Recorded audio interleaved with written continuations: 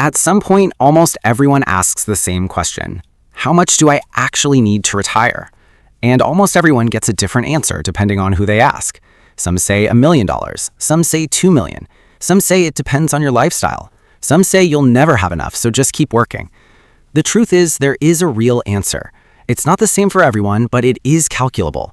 And once you understand the actual numbers, the benchmarks, the rules, the costs most people never plan for, the question stops feeling impossible and starts feeling manageable.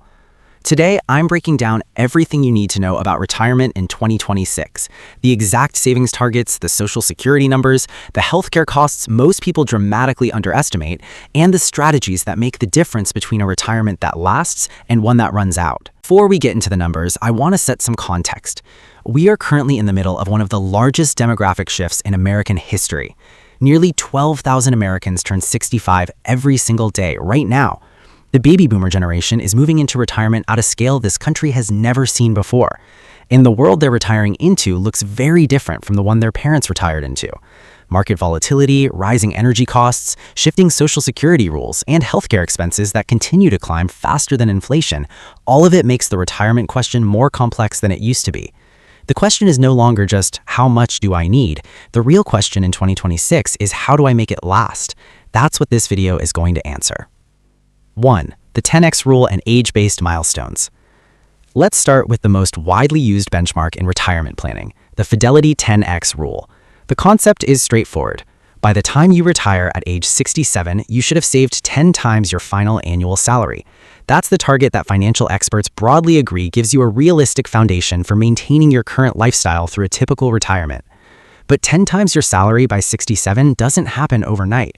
It requires hitting specific milestones along the way. Here's what the roadmap looks like. By age 30, 1 times your annual salary saved. By age 40, 3 times your annual salary saved. By age 50, 6 times your annual salary saved. By age 60, 8 times your annual salary saved. By age 67, 10 times your annual salary saved. These milestones exist because retirement savings compound over time. The money you save in your 30s has decades to grow. The money you save in your 50s has far less time. Getting started early and hitting these intermediate targets is what makes the final number achievable. Now, what if you want to retire earlier or later than 65?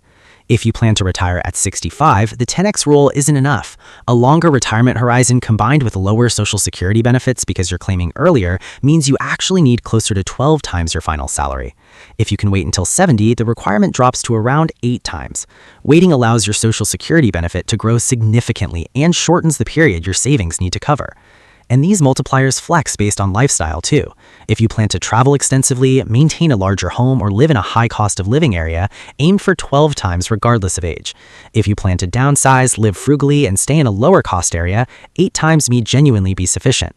The 10x rule is a benchmark, not a ceiling. Use it as a starting point and adjust based on the specific life you're actually planning to live. 2. The Social Security in 2026. Social Security is a significant piece of the retirement income equation, and in 2026, there are specific numbers worth understanding clearly. For 2026, the Social Security cost of living adjustment, known as the COLA, is set to 2.8%. This means the estimated average monthly benefit for retired workers rises to approximately $2,071 starting in January 2026. That's the average. Your actual benefit depends on your earnings history and when you claim. If you've been a consistent high earner throughout your career and you retire at your full retirement age in 2026, your maximum monthly benefit could reach $4,152. If you delay claiming until age 70, that maximum jumps to $5,108 per month. Those numbers represent the ceiling, what the highest earners who wait the longest can receive. Most people will receive something in between the average and the maximum, depending on their specific work history. Here's the important strategic point about Social Security timing. Every year you delay claiming Social Security beyond your full retirement age, your benefit rose by approximately 8%. That's a guaranteed 8% return on the decision to wait, which is difficult to match in any investment.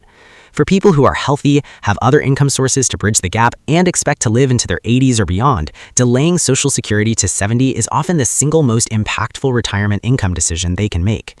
Conversely, claiming early at 62 permanently reduces your benefit by up to 30%.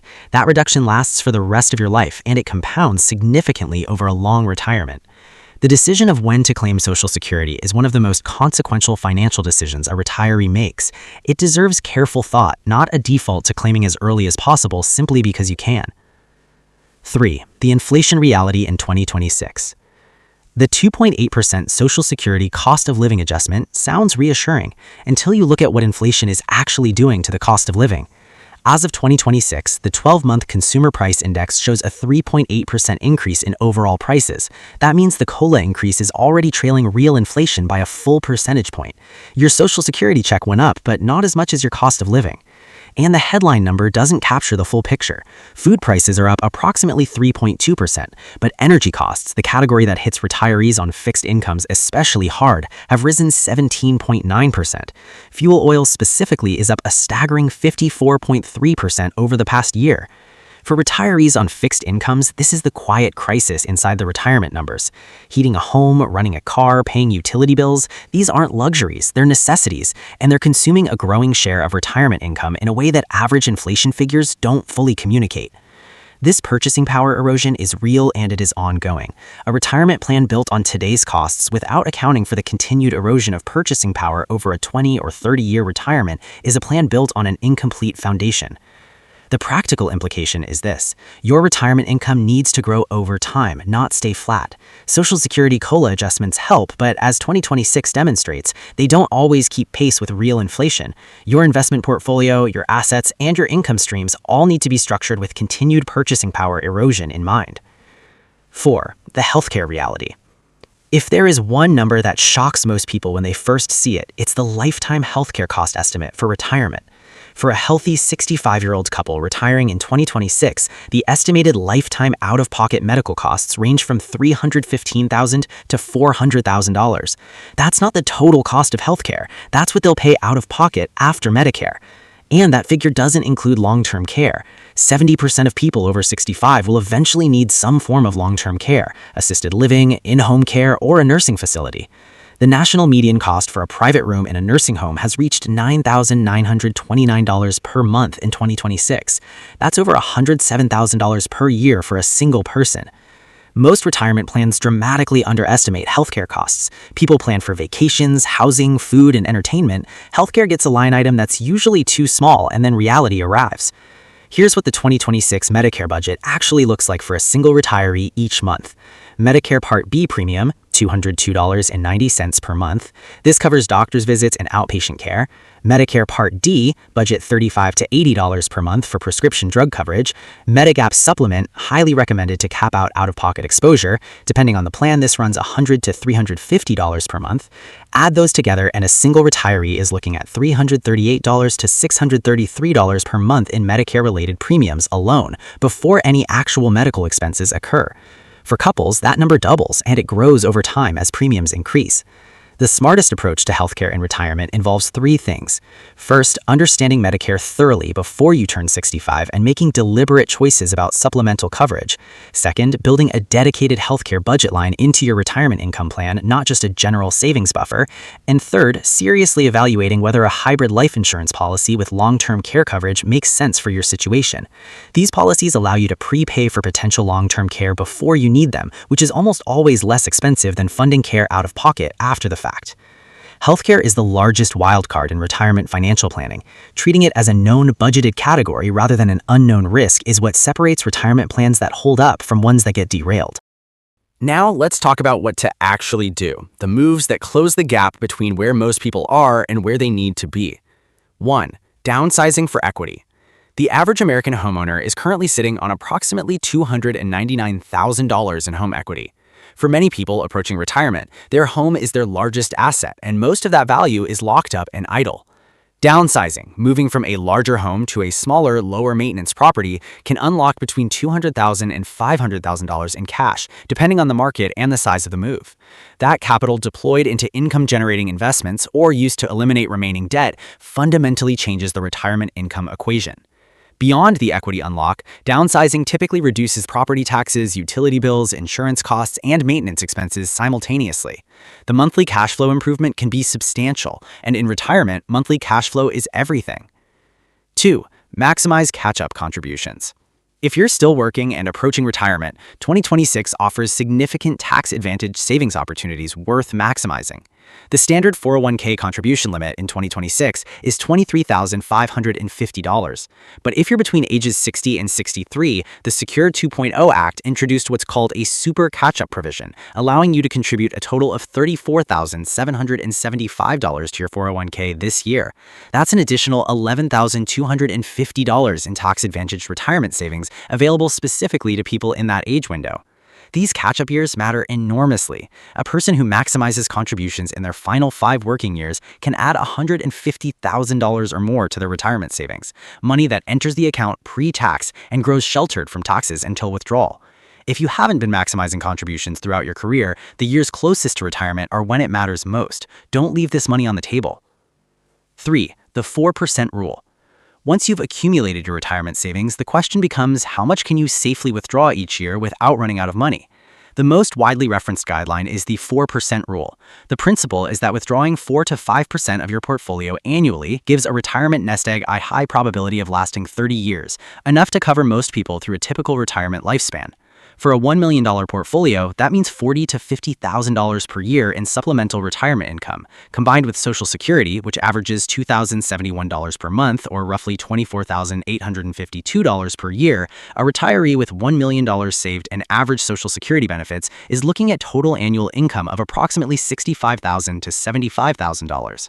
Whether that's enough depends entirely on your retirement lifestyle and location. In a lower-cost area with a paid-off home, it may be more than sufficient. In a high-cost city with significant housing expenses, it may fall short. The 4% rule is a guideline, not a guarantee. Market conditions, life expectancy, healthcare costs, and personal spending patterns all affect how long a portfolio actually lasts. The rule is most useful as a planning framework, a starting point for understanding the relationship between your savings target and your annual income needs. 4. Building multiple income streams. The most financially resilient retirees are not the ones with the largest single savings account.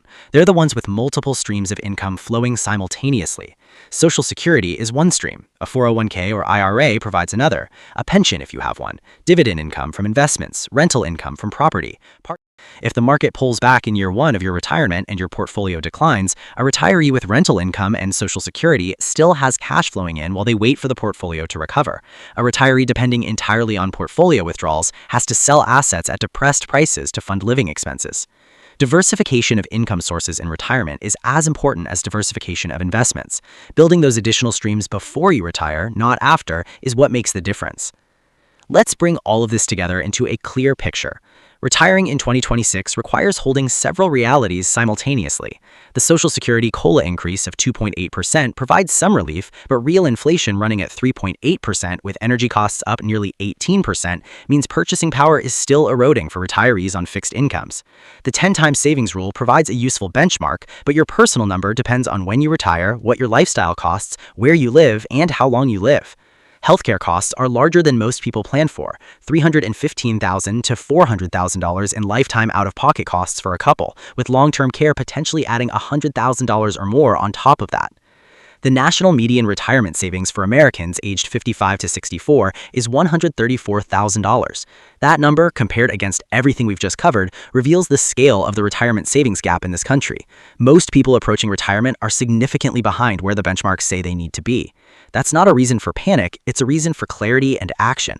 The people who retire comfortably are rarely the ones who simply had higher incomes. They're the ones who consistently lived below their means, maximized their savings opportunities, planned seriously for healthcare, built multiple income streams, and made informed decisions about when to claim Social Security.